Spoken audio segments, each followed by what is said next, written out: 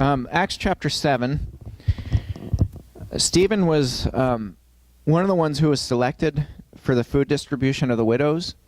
And as we mentioned, they selected people who are full of wisdom and the Holy Spirit. And, I think a lot of times we don't think through the value and the importance. And Sharon, even your prayer this morning, help us to always remember our first love. The early church really understood the importance of having everything rooted in God. And I feel like a lot of times today we're always in such a rush that I don't think we think through a lot of these things. And so when we serve, we're like, oh, well, let's just serve. Let's just pick people and find people with a willing spirit and, serve people. I think that's scary for a whole number of reasons. But one of the things that I see is even within the churches, what should be rooted in Brent was talking about Stephen and his speech, how Stephen really anchors people and goes back to the very foundation. He builds his foundation up in this speech, saying, look, this is why we're here today. This is where our salvation comes from. I think one of the dangers in not thinking through this and just picking volunteers is that we turn service to God into a humanitarian effort.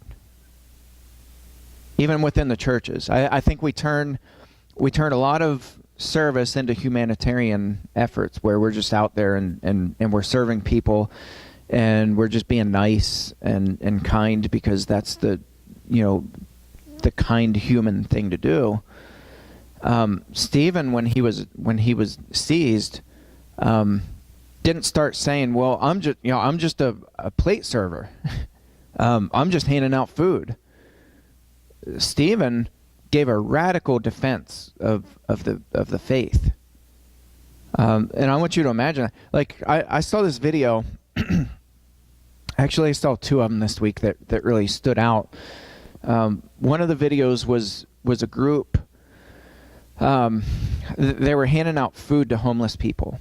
And they do it, I think, twice a week in their city. I don't know what city it was. It's here in the States. But they were handing food out to people, and the Department of Health came in, and along with the cops, and they were pouring bleach on the food. And the people were filming it, and they were showing the police and the Department of Health, and they were kind of yelling. They were like, "These are our friends. Like, we're feeding our friends." I don't disagree with them there. But in all of that, I didn't hear any defense of for God. I didn't hear them talk about their first love. It was all about the laws. And you guys are enforcing a law that says organizations have to have permits to handle food. We're not an organization. We're just people handing food out to our friends. And so it was like this big debate. And then another video. I thought this was a little bit ironic and a little bit funny, but it was here in Pennsylvania, the ice storm that we got. And it was a mom who took her daughter out to buy a bunch of food and snacks and drinks and hand them out to people on the turnpike who were stranded. Their house was right there by the turnpike, and they walked down and they were handing food out to people and drinks, which was a pretty cool thing to do. But one, I thought it was interesting that they were filming it. Yeah, right. And two, that I think it was somebody who was with them, or maybe it was the mom film, because I never saw the mom's face. She was like filming the daughter, so maybe the mom was the one filming. But her mom was like engaging her daughter, her teenage daughter, and was like, how does this make you feel, handing food out to people? And she's like, laughing. She's like, actually, it makes me feel good. She's like, it's nice to see people smile. And then she said, I mean, she was kidding, but she was like, yep, I'm earning my points to get into heaven. She's like, I'm going to heaven now. And I'm just like, contrast that with what happened with Stephen. Could you imagine Stephen being arrested, being seized, And Stephen's like, come on, man. Like, you're enforcing these dumb laws, and all I'm doing is handing out food to my friends. Like, or, come on, I'm just earning my points to get into heaven. But what does Stephen do? Like, I don't know. When I think about where we're at in 2018, and all the people are saying that we're getting smarter as humanity evolves, I say that humanity kind of is devolving and we're getting dumber in a lot of ways, you know? Like, look at what Stephen did. And look at the importance, and your prayer was so appropriate, Sharon. Pray that we never forget our first love. Never forget why we're here. Not here, why we're here on this planet, why we're here on this earth. No. We come up with different ways of doing the same thing, but Yeah. everything's been here for the beginning.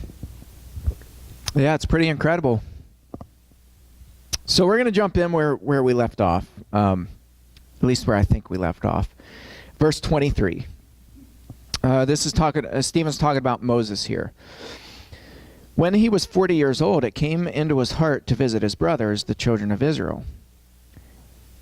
And seeing one of them being wronged, he defended the oppressed man and avenged him by striking down the Egyptian. He supposed that his brothers would understand that God was giving them salvation by his hand, but they did not understand.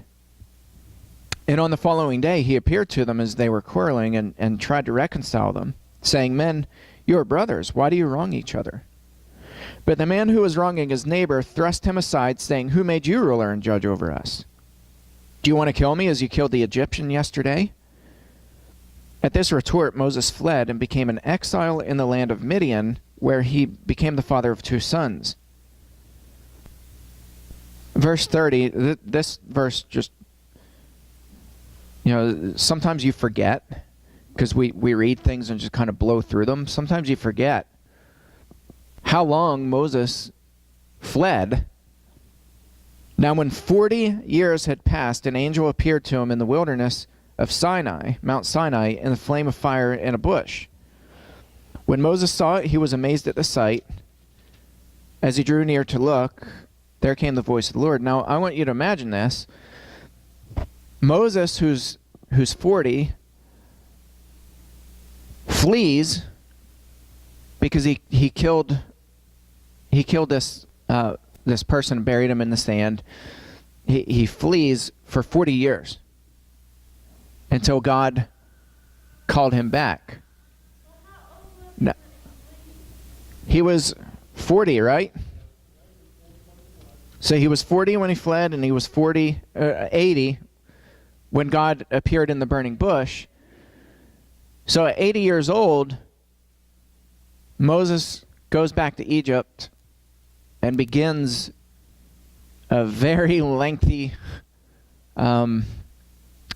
horrifying conversation with Pharaoh. And interestingly, Moses was the only Israelite who was in that position to be able to speak to Pharaoh. And God used them. And I look at that, and I look at how impatient we are with some things. With other things, we're just like, whatever. But we get frustrated really easily. Moses, for 40 years, and imagine that, for 40 years, he's an exile. He's hiding. And it begs the question, what was he doing for those 40 years? Well, we don't really know. We can speculate a little bit, but I don't know that he's doing a whole bunch.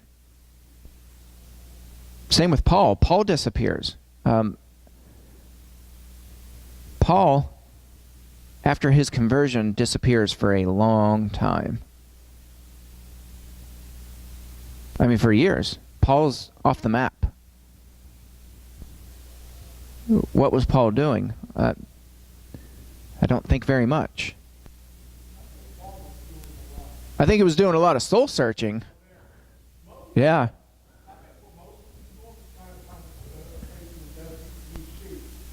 Yeah. He got pretty lonely out Yeah. I agree. And I think it's just incredible. And we think about this. God's never done working with us and through us and for us. And we got so frustrated, and I say we because I'm one of the first ones to get frustrated, and I'm like I really get frustrated with lack of movement. When I don't see movement, I'm like, I just have always been wired that way, and I think part of that was being raised up on a farm. It was ingrained into our heads, and I'll thank Jeff Miller's grandfather for this. I don't ever want to catch you standing around. And he meant it. Now, it wasn't a threat. He was just saying, if you're on the clock, I want you doing something. And it's not like we were making mountains and mountains of money. I started working at $2.50 an hour. But we respected that. Because we respected him. And because he led by example. And so I kind of have that ingrained in me where I can't sit. I get restless when I'm sitting still. And I look at this, and for 40 years, God makes Moses wait. God could have done this at any time. I really believe that. I truly believe that. I don't think that 40 years was like the magic number when everything was just right. I think God could have done this at any time. And I think more than anything, the 40 years was to prepare Moses. Because what happens in the wilderness? A whole lot of what? Nothing. Frustration. One of the best lessons I ever heard was by a family member of Natalie's, who was the dean and vice president of my graduate school, Dr. Hufford. And he gave a lesson on faith and how we're so wired in Western culture to have fulfilling services, uplifting services, services that fill my cup. We use all these unbiblical statements because we've drifted from what? Mission. And he said, think about what worship would have looked like out in the wilderness for 40 years. I mean, for 40 years, every day you wake up and you have no idea where you're going or if you're going. Because remember, they only moved when God picked up and told them, okay, now today we're going to move. By the way, how long of a journey was it from the time they exited the Red Sea to the Promised Land? An 11 days journey. Mm-hmm.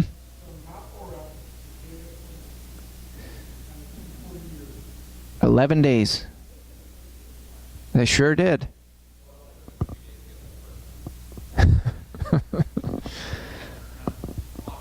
It blows my mind that on an 11-day journey, God kept them out in the wilderness for 40 years.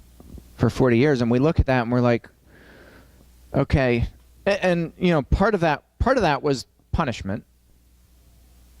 I think a small part of that was punishment. But I think a bigger part was that God really teaches us patience and humbles us.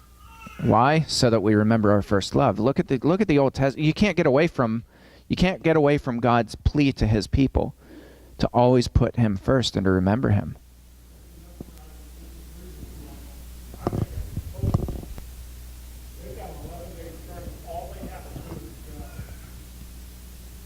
Yeah.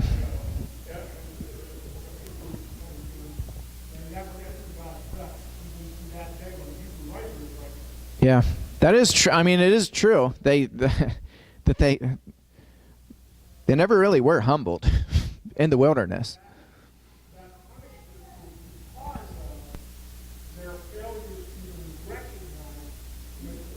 Yeah. Yeah. Yeah. all the accusations, all the Mm-hmm. rebellion. I mean, Yeah. we forget God finally turns his back on them and says, I will you through prayer. Yeah. We don't like that happening. You know, you can always repent. No, actually you can't. Yeah. You reach a point where you cannot, Yeah. and God will not accept it. Yeah. We don't think that. Well, that is true because he made sure that the first generation died out before they entered into the promised land, Moses included. And that, I don't know. And I think part of the reason we have a hard time with that is we forget God's foundation. You know, Psalm 89:14. Your foundation are righteousness and justice. Steadfast love goes ever before you. We forget God is a just God. God is a righteous God. God expects us to follow. And I don't know. I don't want to get off on too much of a rabbit trail, but I think it's fascinating to me. Like and you look at this, and Moses is not unique in this by any means. Person after person after person after person throughout the Bible has years and years and sometimes decades of not hearing from God, having no direction, having no plan. Look at Abraham and Sarah. Look, I mean, name anybody. Look at Job. Start thinking about characters throughout the Bible, and you can't get away from it. You know, God is making people sit and wait. And think of Elijah. Think of Elisha. Think of Jonah. I mean, just start thinking through some of these people, and they all have this in common. God makes people sit and wait. And I feel like I get frustrated so often because I'm like, man, there's not movement. And you know, if we're on God's clock, you know, we better be moving. And sometimes the best thing for us is to just sit and wait and listen.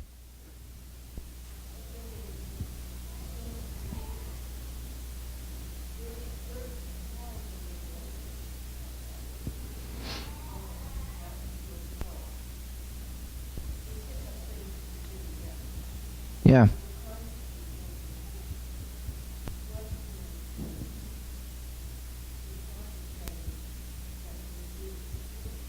Yeah.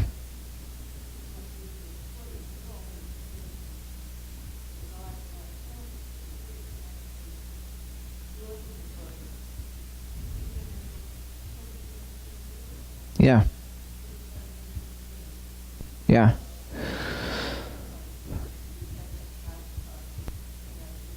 Yeah. Well,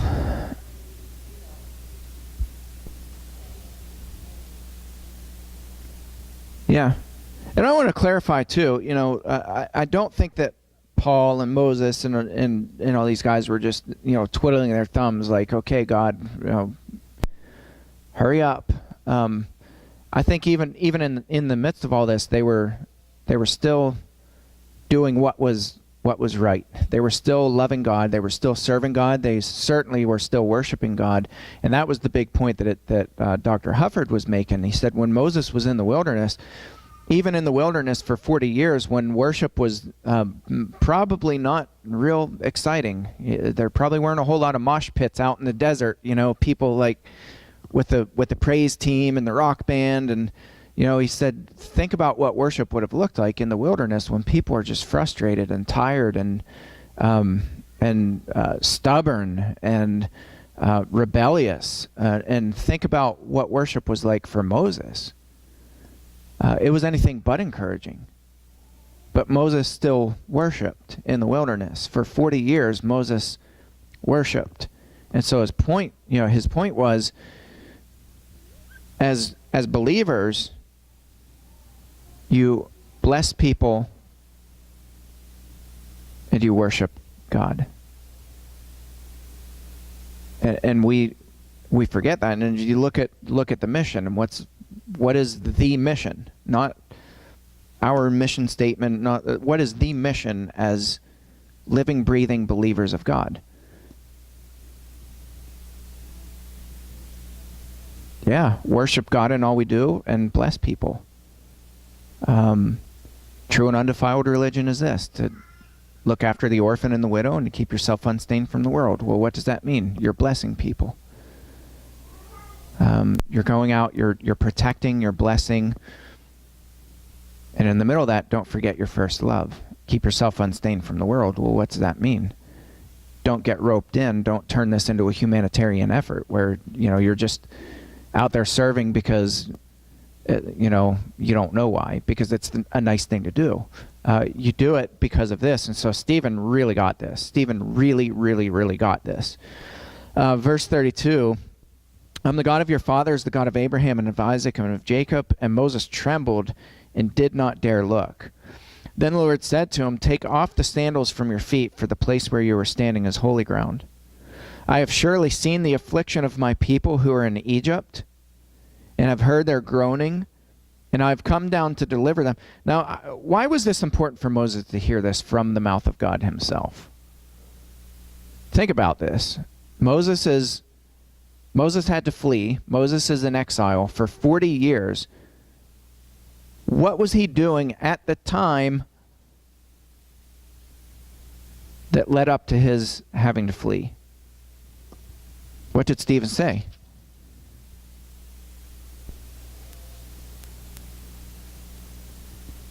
Verse 24.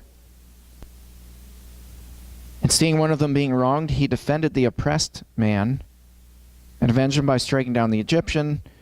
He supposed that his brothers would understand that God was giving them salvation by his hand, but they did not understand. What's he talking about? See, Moses knew 40 years ago that God some way, somehow was going to save the Israelites who were bonded in Egypt. They were slaves in Egypt. God was going to bring salvation, and what happens? Moses is driven out. Moses is there because he's going to talk about salvation, because of his care and concern for his fellow Egyptians. And then he's driven out for 40 years, and then God shows up. God says, okay, Moses, I've come down to deliver them.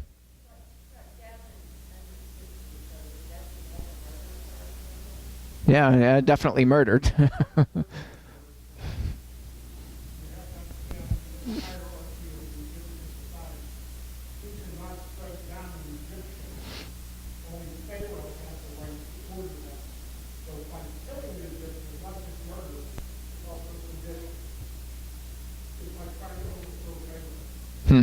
Yeah. Yeah. Yeah. Oh.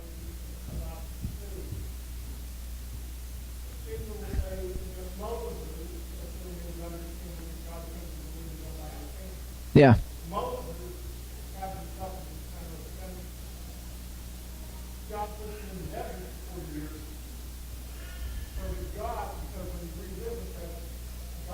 God says, yeah, I will lead them. Yeah.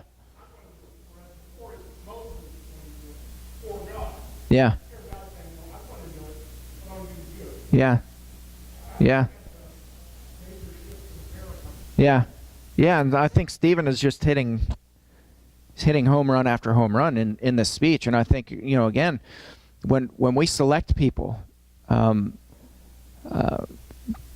whether it's putting food on plates, what these 7 were chosen to do, I think it's so important. You pick people full of wisdom and the Holy Spirit.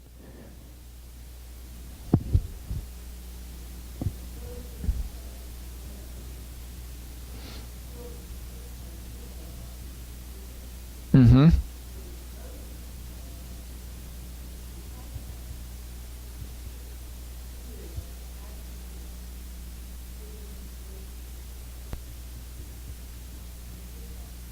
Yeah.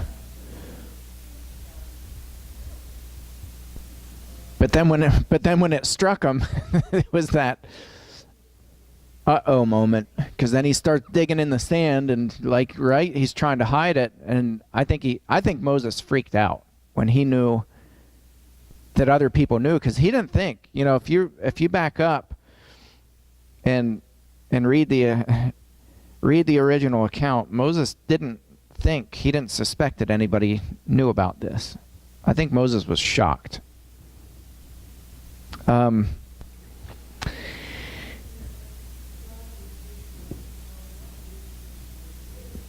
Yeah. Yeah.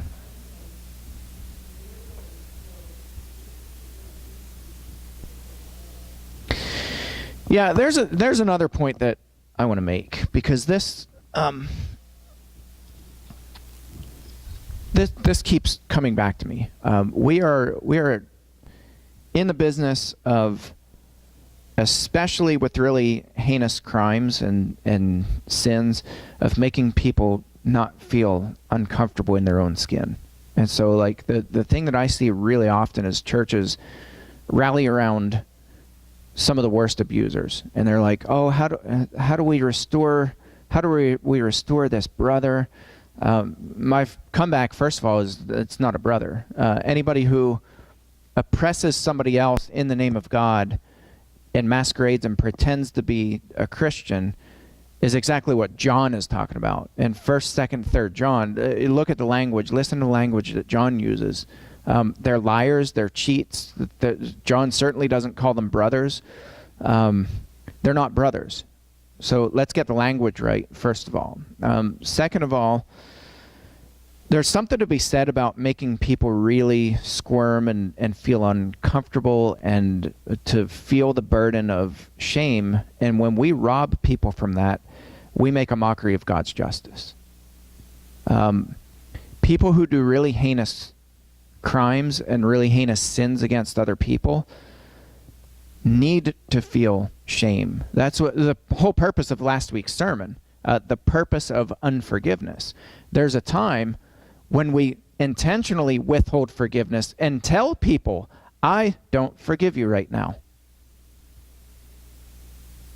There's a purpose for that. And the purpose is to drop somebody to their knees and to make them stop and think and process and realize the gravity of what they've done. And now, I think when Moses flees, even though his intentions probably were noble, I think Moses did a whole lot of soul searching for 40 years. For 40 years, Moses, I think his stomach was in his shoes.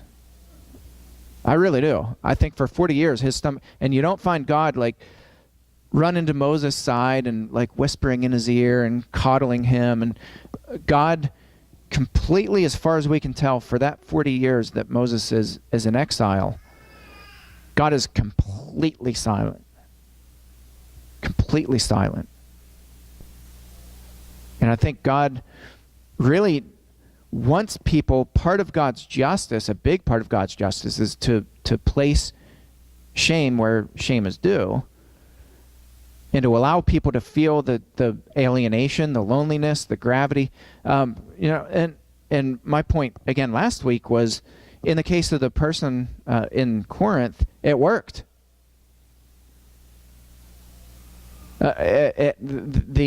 Paul says, you ought rather to hand this man over to Satan so that his flesh can be destroyed and that he be saved on the day of the Lord. Okay, that's interesting. I don't ever hear churches today talking about that. I don't ever hear it. I hear, well, they need community. They need the support of the church. And I'm thinking, okay, eventually, but there is a season, there's a time where intentional alienation is very biblical.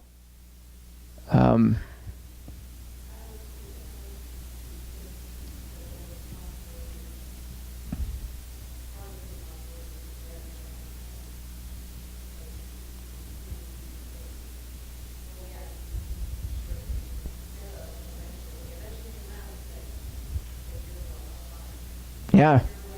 Yeah.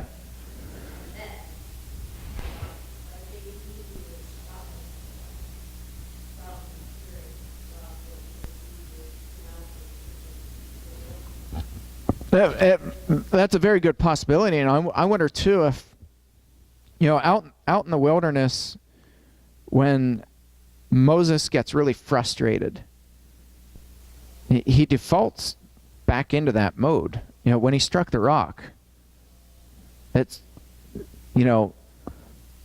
we had to bring water from this rock. He completely wipes God out of the equation. I mean, there's no question about that.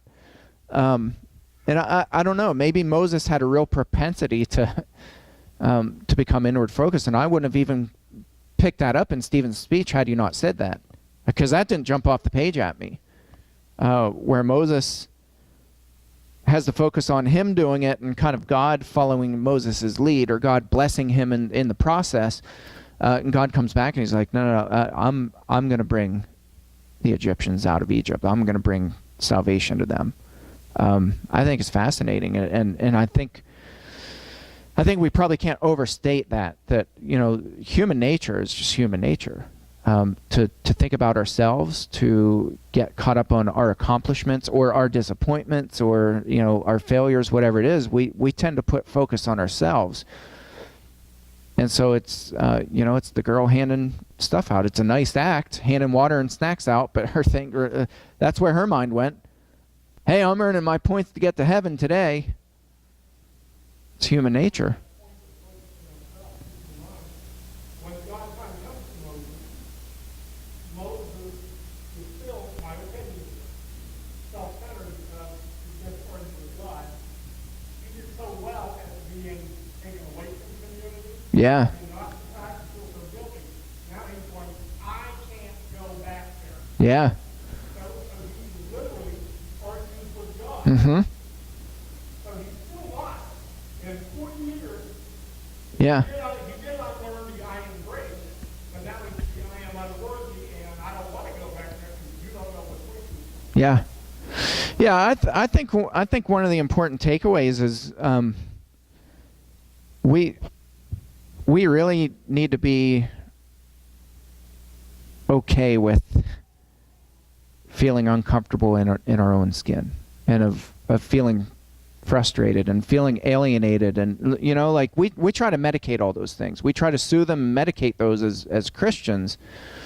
I mean, literally medicate. But we try to comfort people and soothe people. And I mean, true confession, on the way here, I was kind of spewing some frustrations onto Natalie, and I mean, just kind of minor things, but she didn't try to comfort me or fix it, which was the proper response. A proper response is, okay, it's okay to be frustrated. What are you going to do about it? And I think we just try to so often to just fix people and to fix the problems and to fix the symptoms, and we're always getting distracted from what? Mission. We get distracted from that so easily. And I think that's a big takeaway, at least for me, is God really let Moses for a long time just be frustrated. And then even after this big aha climactic event that was one of the most miraculous things in the history of mankind on planet Earth, they walk out of the wilderness, and Moses had to have been on such a high that day. I mean, cloud 9 was down here. I think Moses was riding way higher than that. And what did the Israelite people say to Moses? You brought us out here to die? You should have, what? Left us in Egypt, because at least there we knew that we had food and we were taken care of. You want to talk about a crash and burn moment. That's like going from the highest of highs to the lowest of lows in a matter of minutes. And where was God to come alongside Moses and put his arm around him and be like, buddy, it's going to be okay, right? God doesn't do it. And so even after all of that, just look at the frustration. And so I think we have to be okay with with our own frustrations and not get frustrated that we're frustrated. And I think we just need to always refocus and go back to God and say we can't ever forget our first love. And I'm preaching to myself here too. Trust me. We really need to remember. So again, why is it important to choose people full of wisdom and the Holy Spirit? Because we're going to struggle. We're going to wrestle. The devil is always trying to knock us off mission. Always trying to knock us off mission. We need to remember who our first love is, and we need to remember why we're here. We need to remember that even in the moments where it feels like we're spinning our wheels and we're not going anywhere, and you look around even within our congregation. Look at 2018. Guys, I have never in my life I have never seen so many people hit from so many different angles, so hard, so fast, so deep, so low. I've not seen it in my lifetime. And look what my family has gone through. 7 years ago, I don't think that compares to what this congregation has gone through in this year alone, 2018. I look around and I think, man, it is easy to get really depressed really quickly. But then I remember the devil's trying to knock us off mission big time. And we can't let him do it. We've got to remember that God is a gracious God, full of compassion, full of love, full of grace, that God has a purpose for us, and that we're here to love him and love our neighbors as we love ourselves, and to bless other people in spite of our own struggles and suffering. We're going to stop there.